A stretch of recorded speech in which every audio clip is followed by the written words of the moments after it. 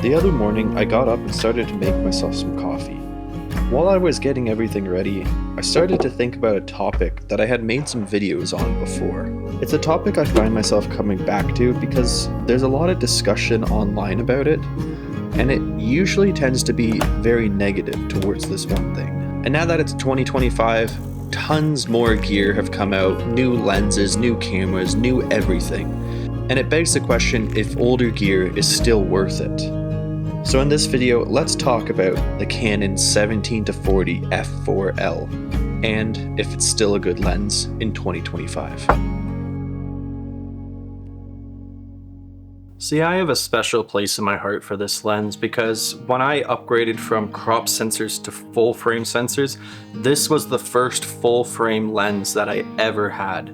This was a huge step forward for me because it was weather sealed and it was pro quality glass. So it got wet, it got sand, it got snow on it, I've dropped it, and it's made it through everything perfectly fine. I've dropped this lens so many times that it should be broken, but it just isn't. But shifting gears a little bit, a couple years ago I took a photo of a waterfall in winter and I liked it, but you know, that was years ago. I want to take an updated one. So I'm going to go to this waterfall now. I'm going to use the 17-40, which is what we're shooting on right now. This whole portion and that whole intro video was all shot on the 17-40. So just in case you're wondering.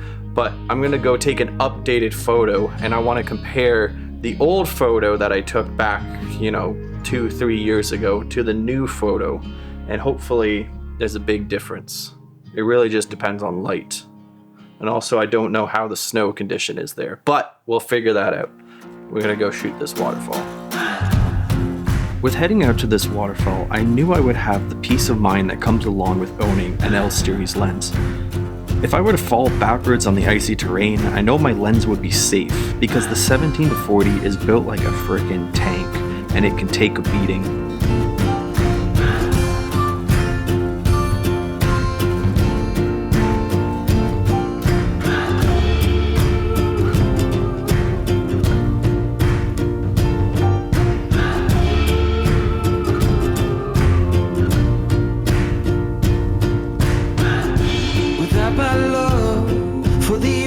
But what I didn't realize before heading out on this adventure, there was going to be some issues ahead that were not lens related. This is the first issue. This tree wasn't here before. This is new. This tree must have fallen over in the past 3 months, I'd say, because I was here about 3 months ago, and this was not like this. Well, that changes things.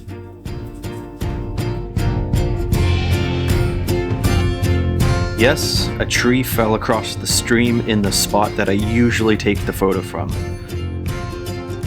But I quickly realized this could be used to my advantage as the uprooted tree gave me a higher vantage point.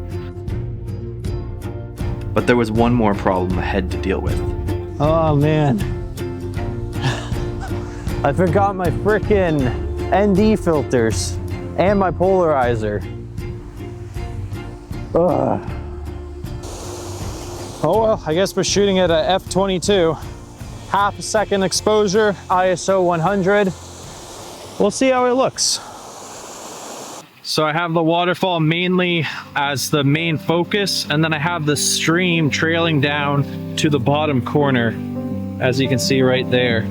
That's not where I'm focusing on the waterfall. But I think that'll make for a nice composition.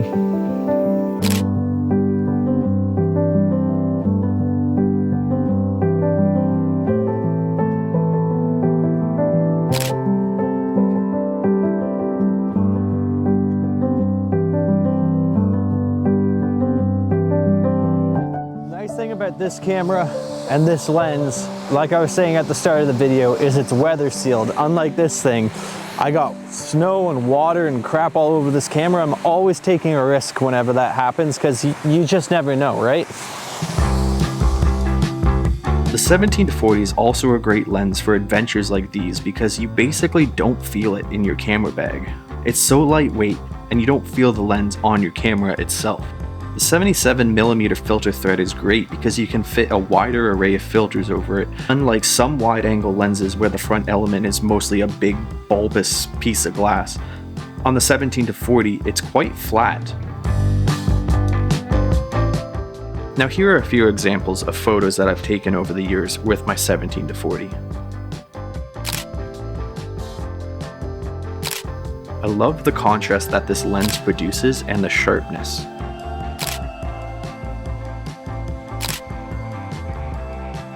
You can also see how wide this lens can be when shot fully open at 17mm. Now let's take a look at the old photos versus the new photos. Now I see some big differences in these two photos, and mind you, both of these photos were taken with the 17-40. Now the first big one is composition. I think my eye for composition has really developed in the right direction.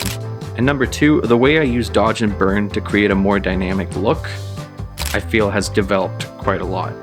And lastly, my use of color feels more appropriate this time around. People have one big con with the 17-40, and it's that it becomes less sharp towards the corners of the image.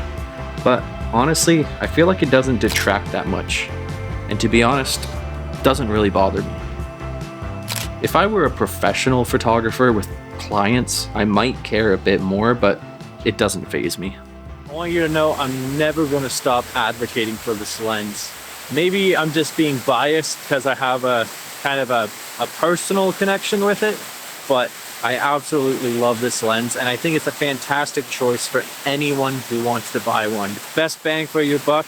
It's light, it's durable, it's weather sealed. You don't have to worry about scratching it, denting it, freaking anything, and it's fantastic. It just gives you that peace of mind. It's a couple $100, which is on the low end for L series, but you are buying peace of mind, and that's why I love this lens so much. And yeah, I think that's it for today's video. If you guys enjoyed it, subscribe. I'd love to see you back here hanging out in another video. That's it. Peace.